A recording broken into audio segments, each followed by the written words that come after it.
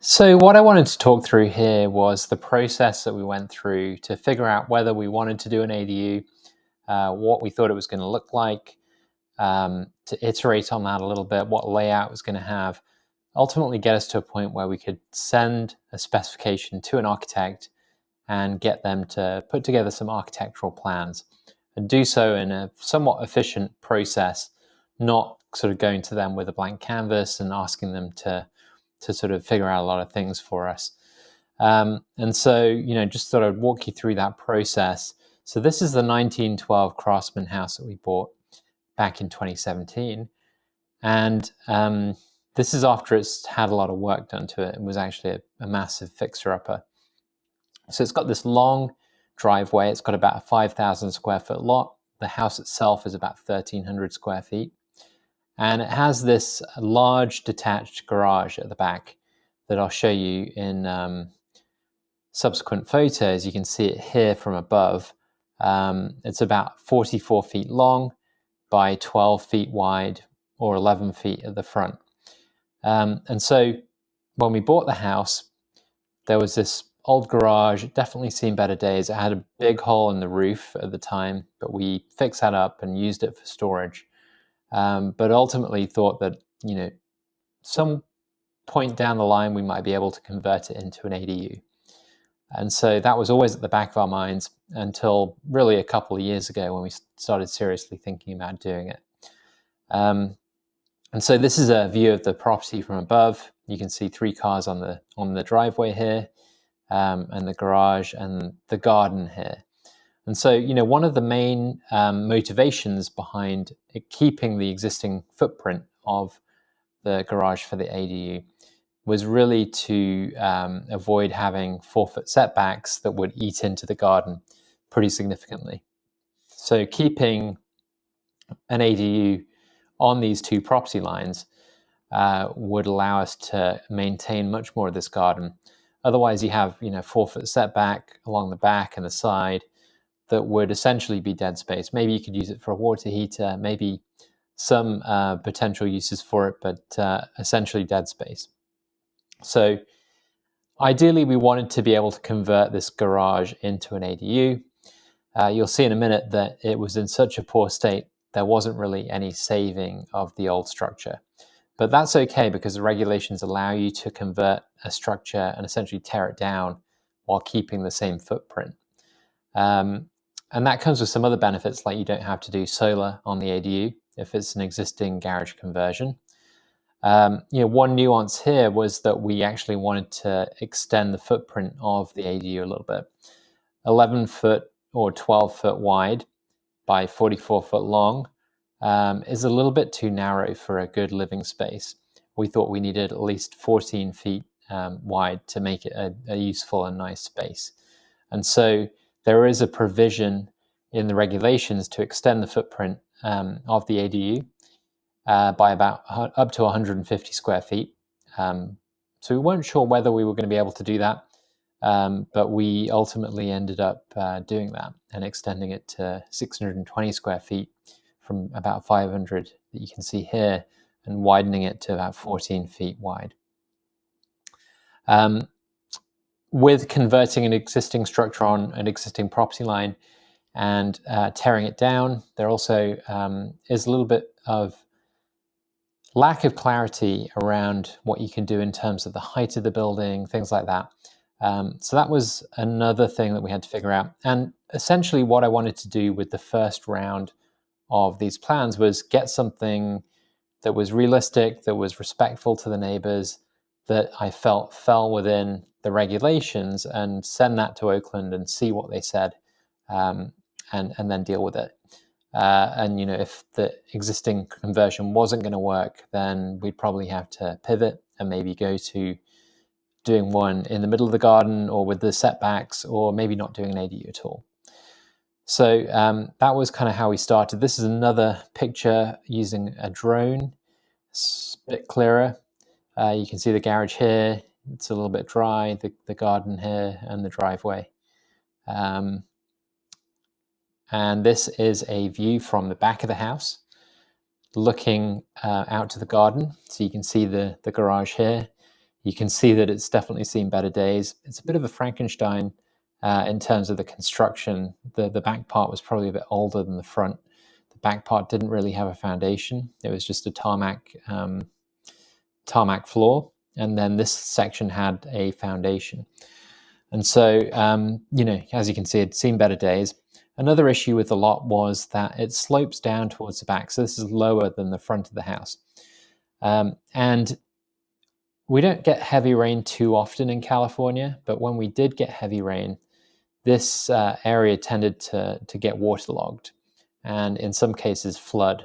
Just behind this tree in our crawl space, we got a bit of flooding.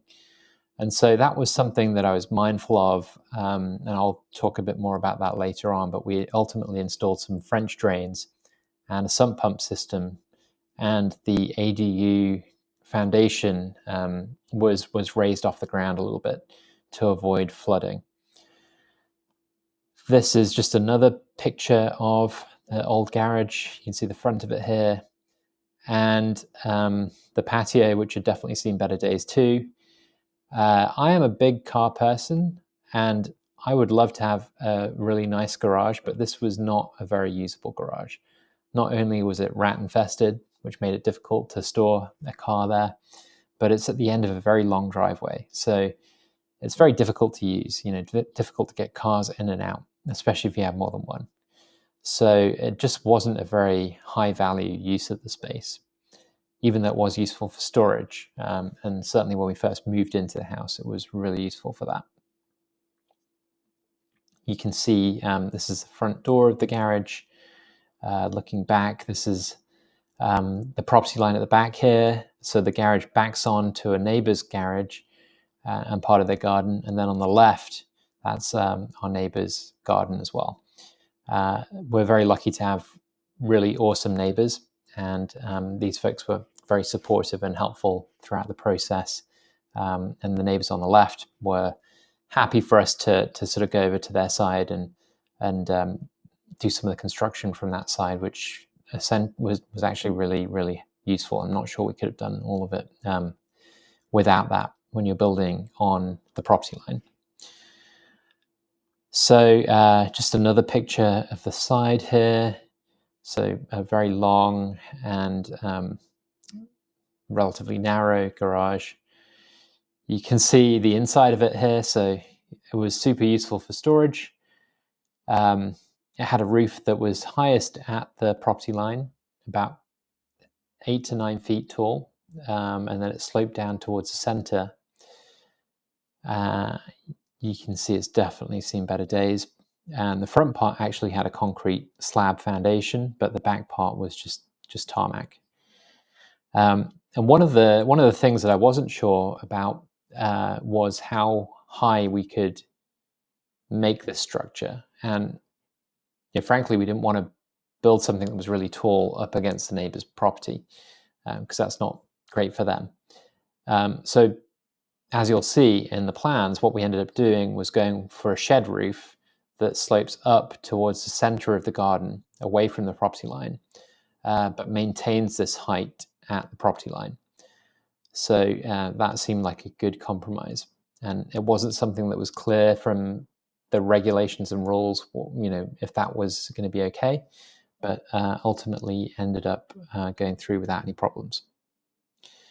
You can see the concrete foundation here. It was a little bit more robust at the front of the garage, but really not worth saving. Didn't have any rebar, was crumbling and cracked. So really all of that had to go. And you'll see part of that in the subsequent videos of the demolition. Lots of rat traps. There may even be a rat in that one, I'm not sure. But a bit of a hodgepodge of construction as well. Some improvements have been made to it over the years, but beyond rescue at this point. More pictures of the tarmac floor at the back. This is the driveway going down to the garage. Actually, this is when we got some sod delivered when we did the main house for the garden. And you can see it just about fits. that was useful knowledge for a bit further along down the project, where we got other things delivered to close to the job site. So one of the nice things with this property was, and it's kind of a long story, but we bought it from a property developer who'd bought it as a probate property, had put together a bunch of plans to renovate the house, and actually gotten permits from Oakland, paid about $5,000 to get them, but then ultimately decided not to go ahead. And they told me, it was ultimately because the construction costs were going to be too high and they had other projects going on. And so they decided to just sell the house as it was, as a massive fixer-upper, but with these plans. So these are the plans, or a page from the plan set, which is really nice because we have the existing property on here.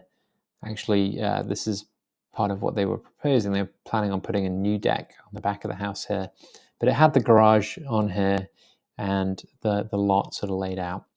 So this was useful for me to be able to show and communicate to other people and communicate to the architect, what was here, what I had in mind. And it meant that nobody had to come out and actually measure up or draw these architectural plans. So that was handy. And so these are just a few words on our situation. So as I mentioned, as you've seen, there's a detached garage. And so the idea is to convert that into an ADU. But I wanted to expand the footprint from about 500 square feet to 620 square feet, say, by widening it with an increase of 132 square feet. And there is a provision to do that. You can add 150 square feet to the footprint for egress and ingress. And so I'll get to that.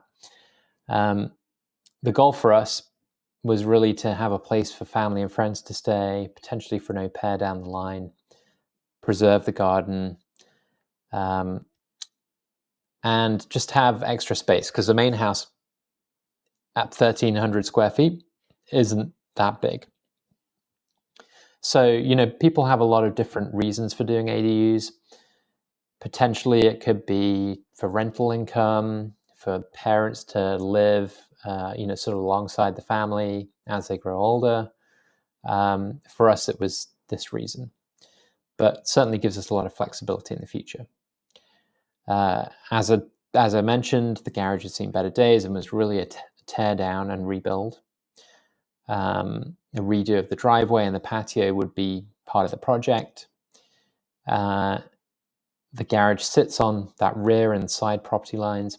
As I mentioned, the height at the property line was about 9 foot. And we had these plans from the developer, which was pretty handy. And the sewer lateral was replaced when we first bought the property in 2017, a trenchless sewer lateral repair. So I knew that we needed to tap into that sewer lateral at some point. So that was one of the things that I had to figure out, and I'll get into that in a different video. So the proposed ADU was using that existing footprint, but expanding it a little bit to accommodate the egress ultimately went with a bifold door at the front. And that meant that we'd have to widen the structure.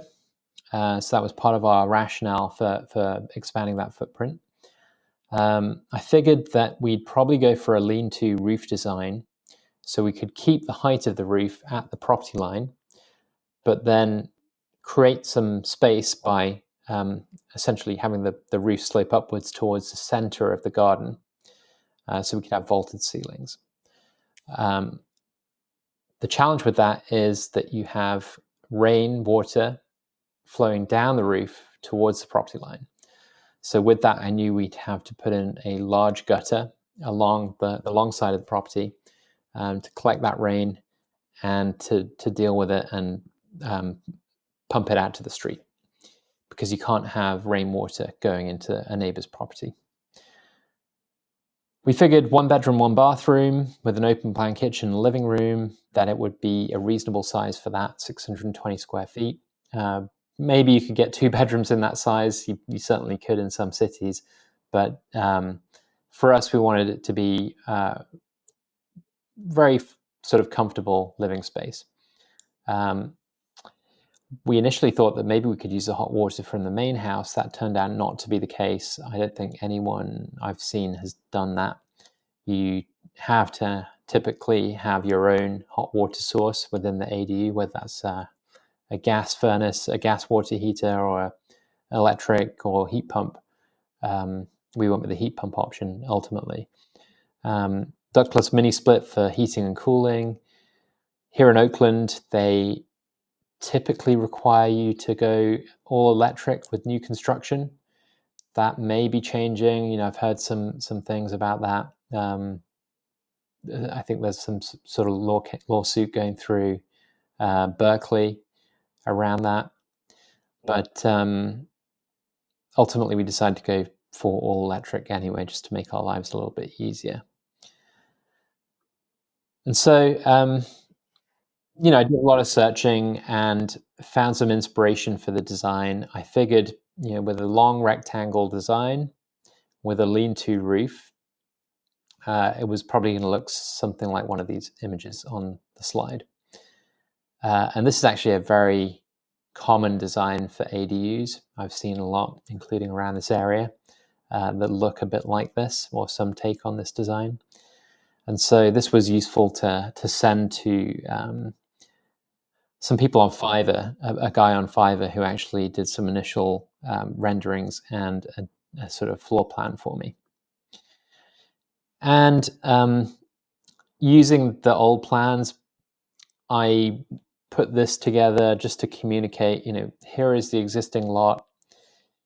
Here is where the old garage used to be, but this is kind of where the ADU footprint is going to be. And so this is essentially it. 44 feet by 14 feet wide.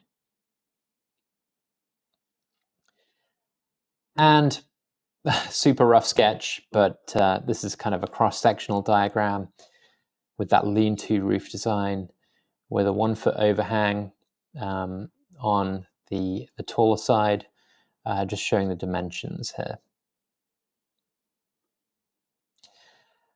And with this rectangular design, there were a lot of layouts online that I could find from ADU builders,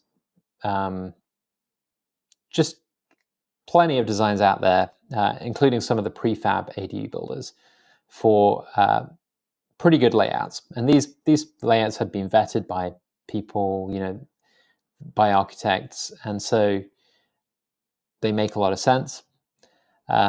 One difference with what I was proposing to do is, because we're on a property line, we can't put any windows or doors on those sides. That's just part of the regulations. So, for example, these designs, we wouldn't be able to have this. No door, no window here. But the rest of it was pretty good. And it certainly makes sense for us to have a bedroom at the back, because that's nice and quiet.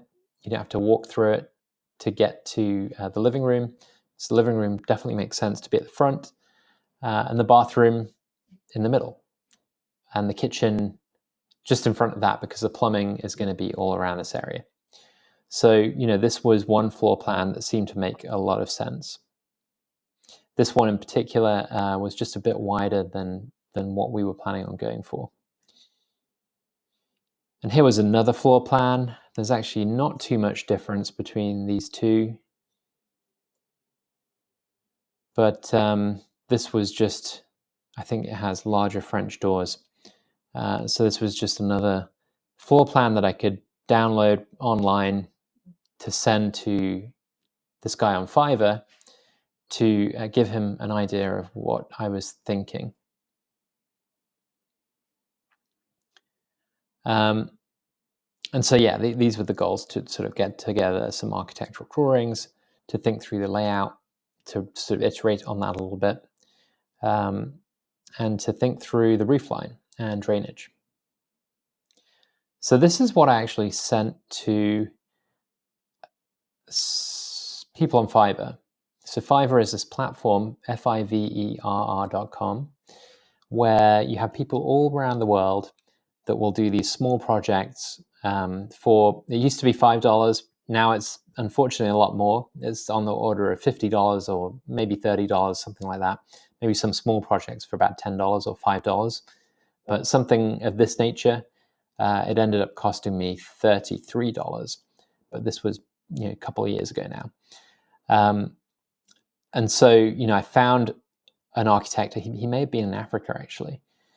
But I sent him this brief, and he sort of worked on that and put together some plans for me that I could then use to communicate what I was looking for to an architect who actually is in the US, who understands the building codes and can put together a plan set. And so this was just another piece of information that I had. This is the assessor's parcel map. So you can see where we are relative to our neighbors, and this is useful for the surveyor actually to do a survey of the lot lines. But ultimately, what came back from this guy on Fiverr, and as I said, it cost $33, which is frankly amazing, is this plan. So building on the ones that I found inspiration from, kind of dials it into the dimensions that I was thinking. He's put the boundary, the property line on here, and the gutter, and the dimensions. So we've got the bedroom at the back, the bathroom in the middle with a bath, the kitchen with a little peninsula, and the open plan living room. And these were some of the external drawings. So you can see nice big large windows, a French door, the bifold door. Actually, these are both French doors in this version, and showing the gutter and the downspout. And then with that came some renderings. So obviously this doesn't look like our garden, but this is kind of what the structure would look like. And frankly, it's pretty cool because the realized design looks somewhat similar to this. So this was really useful for us just to get our minds around what this thing was going to look like, all for $33. So you can see the front of it there.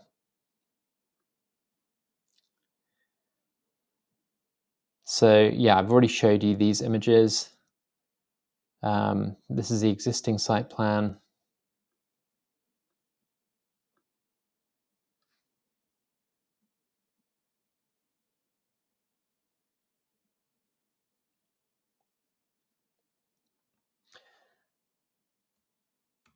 So at this point, I had these renderings and these diagrams that I then put in a brief on Upwork, actually. So I called around quite a few Bay Area architects, and what I heard was that this was going to cost $10,000 to $20,000 to put together these plans, and frankly, not knowing whether the city was going to even allow this design, I didn't want to spend that kind of money. And so I used Upwork in the past, and to my surprise, there's a lot of architects on there, and even structural engineers, who can help you work on your plans. And so I found a few architects. There's a process where you put a brief up and you get people to bid on it. You can invite people to bid whose work you like. And one architect in particular in North Carolina, a guy called Perry, seemed really competent and was willing to work on it and had very reasonable rates. At the time, I think it was around $75 an hour, which is very reasonable. I don't think any architect would charge that amount around here. And so I sent this to him, and we worked on that to the point where we put together some architectural plans that I could submit to the city. And I'll walk through that process too.